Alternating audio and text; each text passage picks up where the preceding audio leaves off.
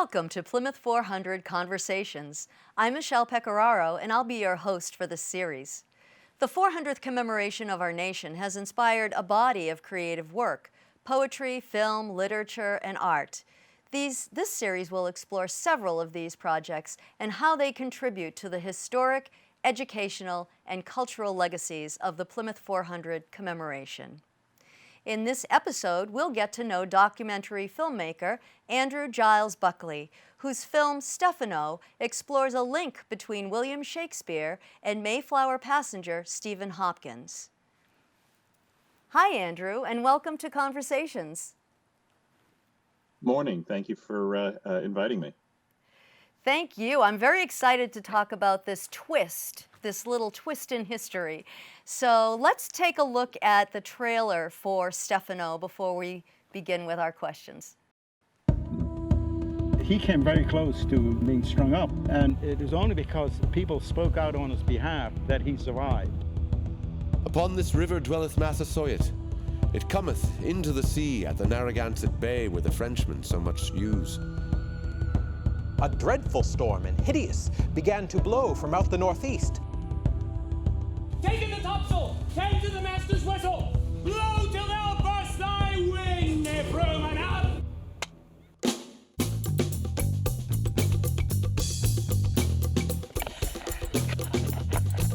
Pretty much the first Wampanoag that ever walked through these walls. No, I'm just kidding. It's been about 400 years though.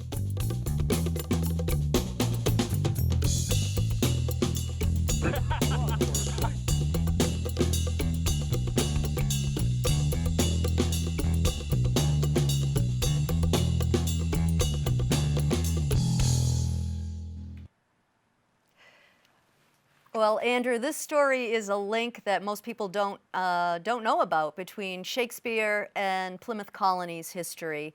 It must have been fascinating to explore this. Can you talk a little bit about that?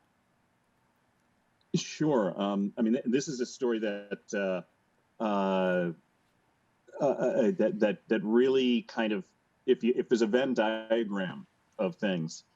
You've got people who are interested in William Shakespeare. You've got people who are interested in Mayflower 400. There are people who are just interested in, watching us get into trouble as part of our Hit and Run History series that we've been doing for about the past 10 years, both on Rhode Island PBS and WGBH. We try to take stories that have a travel element to it, going from point to point, and talking with local historians, whether they know something about that particular part of history, or whether they just happen to know what the area was like at the time, and may not know our actors. And so this has really been a fun adventure for us, and we're really happy to be bringing it to local access stations and to Rhode Island PBS. That's wonderful. And yes, Rhode Island PBS was just aired this January, correct? Yes, it premiered just on the 15th. It's been repeated several times. They've also programmed it on their Learn channel, and it's been so that's as implies, it's for learning and education. It's focused on that, and so that is going to be, again, I believe 8:30 on the 28th. We're going to be posting it to our Facebook page for Hit and Run History, what the full schedule is. So they're getting a great feedback on that, a great reception, and we're really happy about that. And we're going to be bringing it to more public television stations across the country. Excellent. Andrew, you have a connection to Mr. Stephen Hopkins. Your middle name is Giles, and Stephen Hopkins' son's name was Giles. So you are a descendant, and I'm sure there were many stories about Stephen Hopkins as you were growing up. Can you tell us about one or two of those? Sure. I mean, I grew up, my mother is a Hopkins who grew up on Hopkins Lane in East Orleans. And she was born in, it was actually the house of the midwife was right next to the Cove burying ground where Giles Hopkins and Constance, his sister, Constance Snow, are buried in Eastham. So this has been a story that I've grown up with, and I can't even remember when I first heard it. So for my family, Thanksgiving was really kind of important, just because it was a gathering often of the Hopkinses, along with the Buckley family and such. The thing actually that struck me was, of course, I was focused on the person I was named after, his son, who was 13 when they came over on the Mayflower, including to the point where I think when I was in second grade, there was a story in our reader about Giles Hopkins. So, and the thing that about Stephen Hopkins was, I knew that, he had a big family. They had all survived that first winter as compared to a lot of families that had not been untouched by sickness. And I just knew as I grew up, hearing stories about how Stephen Hopkins had gotten into trouble before with when he was headed to Jamestown and almost was executed. And supposedly, Shakespeare wrote a play about him or something like that. And so, when you're 8 or 9 years old, this is just kind of hard to grasp. As I became older, certainly it became more, more interesting. But it's with more details, especially as I was assigned Shakespeare in high school and college, and so it was always there in the back of my mind as an interesting story that nobody really knew about. Well, we have another clip coming up, and I'm going to ask you a question related to that, but. Stephen Hopkins left a young family and signed on to the Jamestown voyage. So I'm going to ask you a little bit about that, but let's check out this clip first. So for a long time, genealogists thought that he came from another part of the country. Right. It was only recently discovered that he was actually from here. At the moment we're growing wheat and barley. Probably in those days it would have been the same. They would have been growing crops for their animals. So it would have been enough barley that they needed. So they probably wouldn't have been selling their crops on. They'd have been growing it for their own use. The straw from the wheat and the barley would have been stored in here. Oh, I feel like I'm in a ship, actually. Yeah. How old would you say that was? That piece of timber, well, it probably would have been put there about 300, 250 years ago. They've all come from very local, from prime forest locally. Wow. So, Andrew, why do you think he would have left all this? Well, that's the thing. Yeah, he grew up, on a farm in Hampshire, as compared to everybody. Most of the other people, strangers and saints on the Mayflower, he grew up in southern England, while everybody else was coming from more northeastern England. I think he came on because, on the one hand, it seemed that he was a separatist, but not from the same congregation. He was, in fact, a Brownist, which would have been extremely, let's say, libertarian in the idea of rejecting all sorts of authority. So there could have been a religious element to it. And that made sense because he signed on as the clerk to the Anglican minister, which was seemed to be a bit of a religious stretch. But also, the fact is, he didn't really own his own land. He had a lease when he was married and had children. But the whole economic system of England was changing at the time, where the farms were clearing out. All these tenant farmers were being cleared out. They had to move to the cities, and it was being made way for all these sheep farms, and therefore his prospects probably looked limited. He had also been orphaned previously, when he was younger, but he had a family to support, and it may have looked like a better deal for his family. He seemed to be very focused on the welfare of his family. That was something that we've heard time and time again. Family was very important to him, and he was probably looking at their future for his kids. Well, that makes some sense then.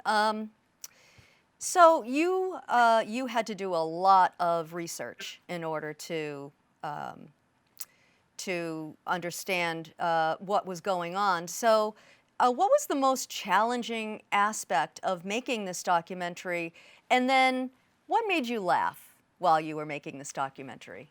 So challenge and laugh. Right. Let's see. I think that probably the thing that got me most was challenging was getting in touch with the places that where we needed access to. Some places just finding them. But that probably the thing that really was challenging is when we were over in England, trying to get talk to historians that might have interesting things to say about Stephen Hopkins. There's so much said about Bradford and Winslow and Miles Standish, but Stephen Hopkins was a challenging one. Luckily, we got in touch with Caleb Johnson, someone who'd written a book about Stephen Hopkins and a genealogist, and he just happened to be he was going to be going over to England at some point. We said that we were going to be filming over there, and he decided to time his research visit to be there at the same time. And so that's him that I'm talking to at the beginning of that clip. As far as laughing is concerned, it was just the fact of how human Stephen Hopkins was. That he was, if people are sometimes surprised that the Pilgrims drank ale and beer, well, he had a tavern in Hampshire, and it's very possible that when he was shipwrecked on Bermuda, they talked about making different kinds of alcohol from juniper berries, which makes gin, and making something out of the palm tree hearts that was apparently very effective as well. So the fact that and that may have been a reason he was brought along, is because in Jamestown they had a bad water supply. So the fact that alcohol seemed to be a major part of this otherwise staid pilgrim story, that was always fun. Very good. So, Shakespeare had a very good idea from Strachey's very descriptive writing of the voyage of the Sea Venture. He recounts a dreadful storm and hideous just prior to the shipwreck on Bermuda. Yet, the Isle of the Devils was rather like paradise. We do have a clip entitled Paradise, and then I'm going to ask you to talk about that. Sure. We find them now, by experience, to be as habitable and commodious as most countries of the same climate and situation. It was like an island paradise, really. An oasis. An oasis. Yeah, there's food there, birds and sea turtles and all these things, and there are eggs from the birds, and they're the birds themselves, but they're also talking about making alcohol, including water with some of the juniper berries. Of course, that makes gin. But also they're talking about making something called bibby, which is fermented from the palm tree hearts. And the question is, who's making this alcohol? This guy who grew up in a tavern? When it came to Jamestown, one of the skills that Stephen Hopkins could have brought along was that of someone who could make beer and ale, because water was a problem. So he may have been the first brewmaster of America. Excellent. So I risk repeating myself, I guess. That's okay. That's okay. But yes, so it was paradise. Oh yeah. Indeed, the Spanish had named Bermuda the Isle of Devils because it was ringed with reefs, and it was very hard to get onto. Otherwise, it would have been a base. Here it is. I'm not the middle of the Atlantic, but it was this one spot that would have been very strategic otherwise. But and some Spanish sailors had been shipwrecked there from time to time, but nobody ever stayed. But the Spanish had left, dropped over the side of their ships, pigs, just in case someone had been shipwrecked. Also, the birds there, the cacao birds, make such a what they said, a dreadful sound at night. It sounded like spirits. In fact, that was there's a part of the Tempest where there's they kind of reference that. So it would have, if you had been passing it as a sailor, the first thing you would have been scared to death that you're going to hit one of these reefs and sink. But the other thing is you'd be hearing these birds making this dreadful sound that you've never heard before. And so it sounded terrible. And yet once the Sea Venture survivors are there, they find tons of food and realize this is a wonderful place. And it's so much better than where they came from in England. And it's probably, from the bad things they've heard in Jamestown, it's probably so much better than where they're headed. And that would lead to a temptation to want to stay there. So you mentioned earlier that Stephen Hopkins was a clerk to an Anglican cleric, Reverend Buck, and he was very valuable because he could read, and he could not only read English, but he read Latin, and he may have learned some Algonquin from some passengers who were on board the Sea Venture. He was very valuable on Bermuda, and yet he was accused of fomenting mutiny. What do you think really happened during that? Well, I could say very shortly and tritely that it's very possible it was right around Christmas time. He was drunk. He was with two other people, and they had reported that Hopkins had said, "Well, you know, this governor who is having us build these two vessels to escape and go onwards to Jamestown, where people are starving and getting sick and such, that that governor doesn't. He's the governor of Virginia.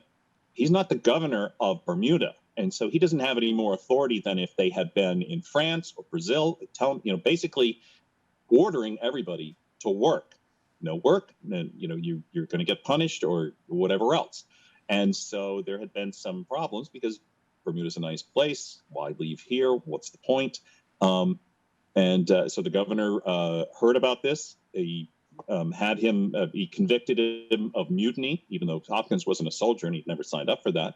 But the intercession of some very high ups, the better sort, as they'd been referred to, interceded and said, this is a valuable person. Also, with a limited number of workers, you cannot start killing them off before you've gotten off the island. And so one of those was William Strachey, who had been a part owner of Blackfriars Theater with Shakespeare, and the one who wrote the account of the shipwreck and the voyage afterwards. So his life was spared because, he had some value, and he had, I don't want to say ingratiated himself, but the people stood up for him and spoke out on his behalf and saved his life.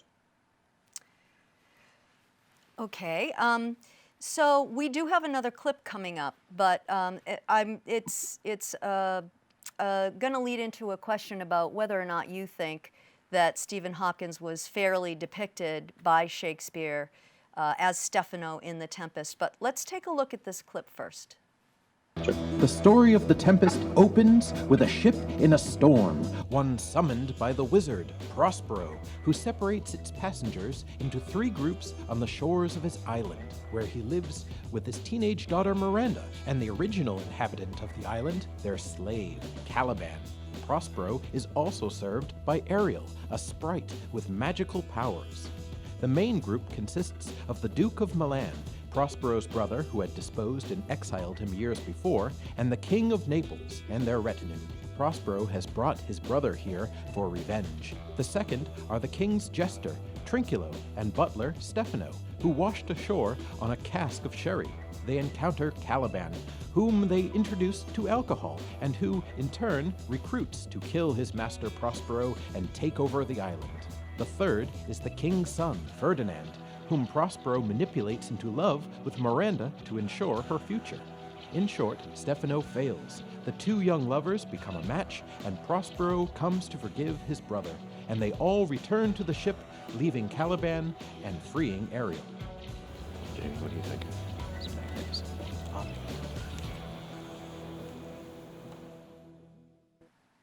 So, was your ancestor fairly depicted by Shakespeare? Well, I mean, it's not a 1-to-1. We'll give Shakespeare some artistic license, but also you have to remember that the first performance of this play was for King James himself in in the banqueting house right there as part of the Whitehall Palace, and it was to celebrate the marriage of his son. So so the thing is that if you're going to be doing a play for an authoritarian king who thinks he has the divine right to rule, you are going to portray anyone who disrupts authority as a buffoon and a clown and and drunken rabble and such, and gets his comeuppance, but with a little bit of mercy at the end, because that's what this is. The play is about forgiveness, and that's what's demonstrated. So yeah, it's always been interesting to be able to show that. But I mean, at least it fairly well. I think he wrote within the confines of what he was allowed at the time. Very good. Yes. So we have just a few more minutes, and you know, you went to a lot of places to film this, and you probably felt, I'm not going to tell you how you felt, but I'm sure you felt a kinship with your ancestor as you were doing this.